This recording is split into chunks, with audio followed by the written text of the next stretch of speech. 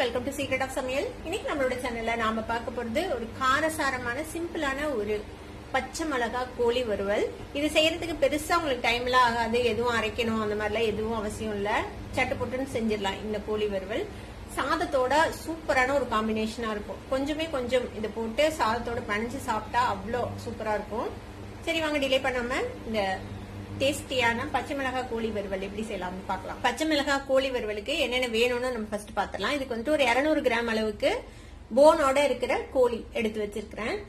இதுல வந்து கொஞ்சம் பீஸ் ஜாஸ்தியா எலும்பு கம்மியா இருக்கிற மாதிரி பாத்துக்கோங்க, அப்பனா ரொம்ப நல்லா இருக்கும். இதுக்கு வந்து சின்ன வெங்காயம் ஒரு 100 கிராம் அளவுக்கு சின்ன வெங்காயத்தை இந்த மாதிரி நீல வாட்டில நறுக்கி வச்சுக்கோங்க. கொஞ்சமா ஒரு 7-8 பல் பூண்டு, ஒரு துண்டு இஞ்சி அதை வந்துட்டு இந்த மாதிரி இடிச்சு வச்சுக்கோங்க. பச்சை மிளகா மட்டும்தான் போட போறோம் இதுக்கு காரத்துக்கு. உங்களுக்கு காரத்துக்கு எவ்வளவு வேணுமோ அந்த அளவுக்கு பச்சை மிளகாய் சேர்த்திக்கோங்க. இது வந்து ரொம்ப காரமான மிளகா, அதனால நான் வந்துட்டு ஒரு 8 மிளகாவை இந்த மாதிரி நீல வாட்டில வெட்டி வச்சிருக்கேன். கொஞ்சமா கருவேப்பிலை, ஒரு 2 டேபிள் ஸ்பூன் வந்துட்டு தேங்காய் துருவல். நீங்க வந்து தேங்காவை துருவியும் போடலாம், இல்ல வந்துட்டு சில்லா நறுக்கியும் போடலாம், அதுவும் நல்லா இருக்கும்.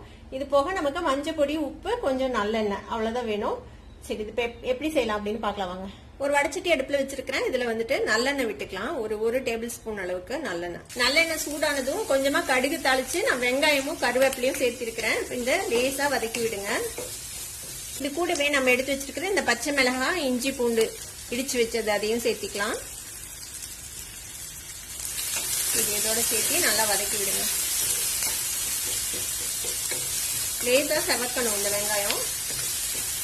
இந்த பச்சை மிளகாயோட காரமும் இந்த வெங்காயம், இந்த பூண்டு, இஞ்சில இறங்கட்டும். ஒரு நிமிஷம் இந்த வெங்காயத்தை நல்லா வதக்கி விட்டுருக்கோம். பாருங்க, லேசா செவந்துருச்சு இந்த வெங்காயம். இப்ப இந்த ஸ்டேஜ்ல நம்ம எடுத்து வச்சிருக்கிற இந்த சிக்கனை போட்டுடலாம்.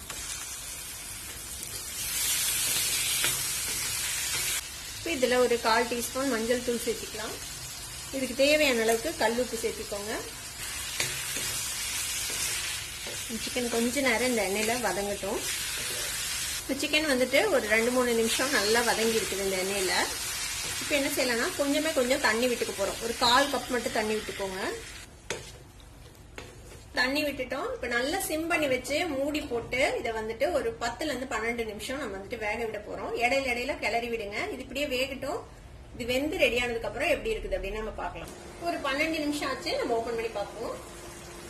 பாருங்க, நல்ல சிம்லயே வச்சு நல்லா வெந்திருக்கும்.